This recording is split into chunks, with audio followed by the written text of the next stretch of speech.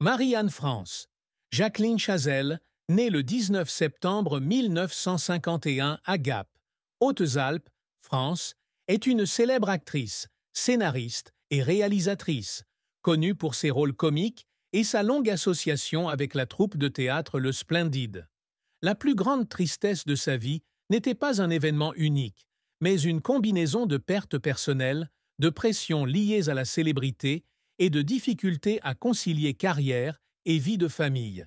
Ces blessures, bien que cachées derrière un sourire radieux à l'écran, ont profondément façonné sa personne et sa carrière. Marie-Anne Chazelle est née dans une famille au contexte religieux strict.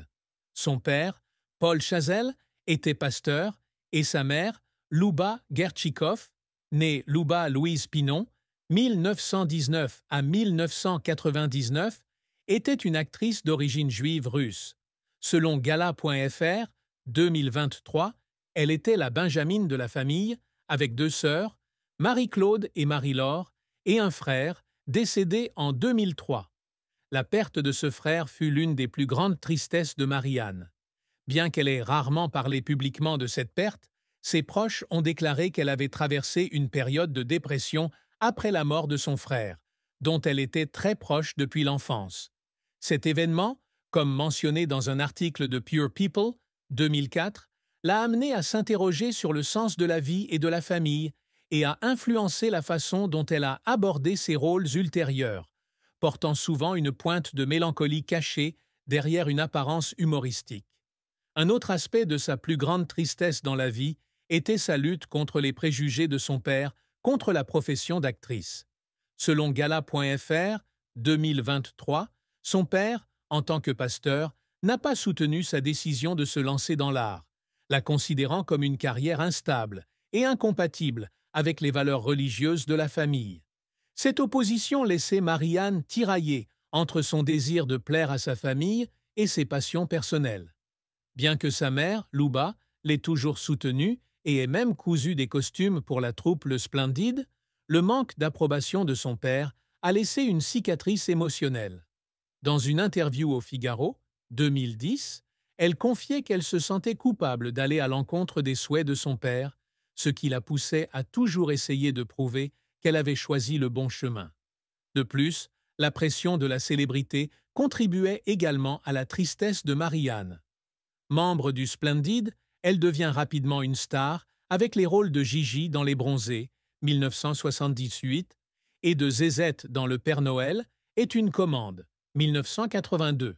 Cependant, cette popularité soudaine s'accompagne de grandes attentes et d'un examen public minutieux. Selon Paris Match, 2006, elle s'est sentie prisonnière de l'image d'une fille innocente et naïve que le public adorait, alors qu'elle rêvait de s'essayer à des rôles plus profonds. La lutte pour sortir de ce stéréotype, associé à la pression de maintenir son image de comédienne, a conduit à des périodes de stress et de solitude. Enfin, la perte de sa mère, Louba Gertchikov, en 1999, fut un grand choc. Louba n'était pas seulement l'inspiratrice de Marie-Anne, mais aussi sa compagne spirituelle. Selon Généastar, 2023, Louba lui a inculqué l'amour du théâtre à l'âge de 5 ans, lorsqu'elle regardait sa mère se produire sur scène au Gap. Le décès de sa mère a laissé à Marie-Anne le sentiment d'avoir perdu une part importante d'elle-même, et elle a partagé dans une interview avec France 2, 2001, qu'elle avait beaucoup pleuré en pensant aux choses que sa mère n'avait pas vues dans sa carrière.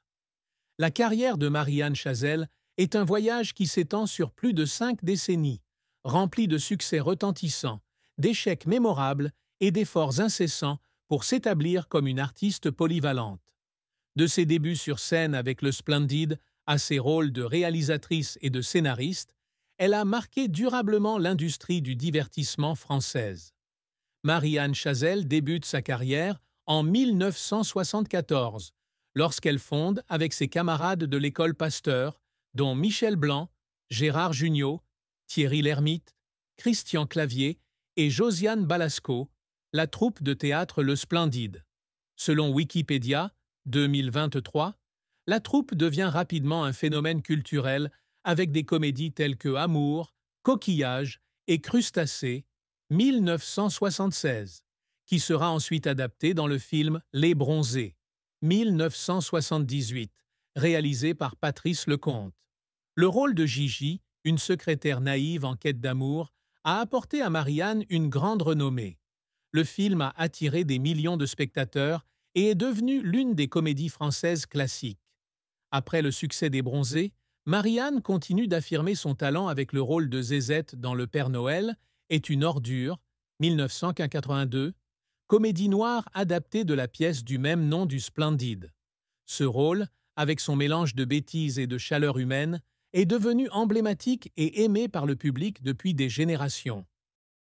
Selon IMDb 2023, Le Père Noël est une ordure est devenu un film de Noël incontournable en France. À l'instar de Maman, j'ai raté l'avion aux États-Unis. La réussite du rôle de Zézette ne réside pas seulement dans le rire, mais aussi dans la façon dont Marianne apporte une profondeur émotionnelle à un personnage en apparence simple.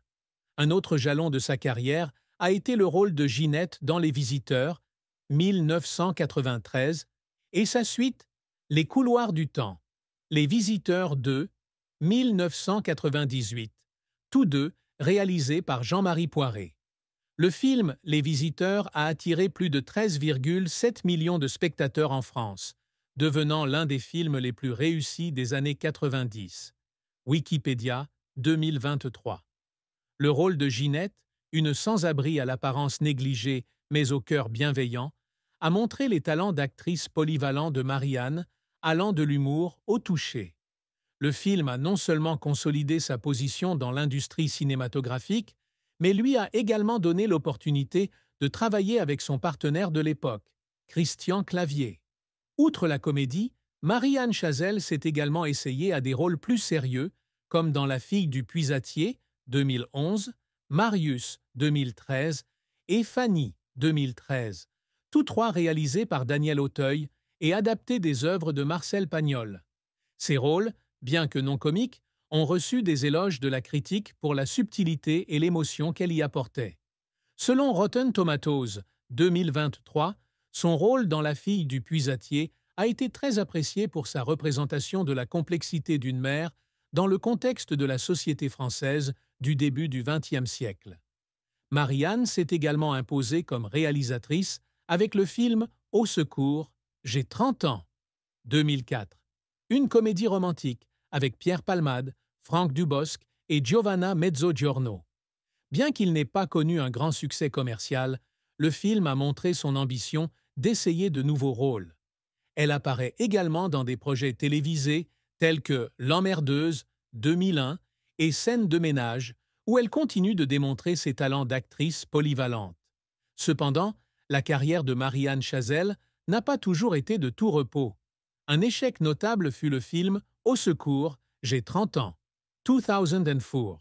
Bien qu'attendu pour recréer l'esprit comique du Splendid, le film n'a reçu que des critiques moyennes et de faibles recettes au box-office, avec moins de 200 000 entrées en France. Wikipédia 2023. Cet échec a laissé Marianne déçue, car elle avait investi beaucoup d'efforts dans son premier projet de réalisatrice. Dans une interview accordée à Télérama, 2005, elle a admis qu'elle était trop ambitieuse en essayant de combiner trop d'éléments dans un seul film et que son manque d'expérience en réalisation lui a coûté cher. Autre échec. Les Visiteurs, La Révolution, 2016, le troisième volet de la série Les Visiteurs. Malgré la présence du casting original, le film a été critiqué par les critiques pour son intrigue faible et son manque d'innovation par rapport aux deux volets précédents. Selon Le Monde, 2016, le film n'a attiré qu'environ 2,2 millions de vues, bien moins que prévu. Marianne, dans le rôle de Ginette, a tenté de ramener l'humour familier, mais elle n'a pas pu sauver l'échec global du projet. Cela lui a fait ressentir des regrets, car Les Visiteurs ont été une partie importante de sa carrière.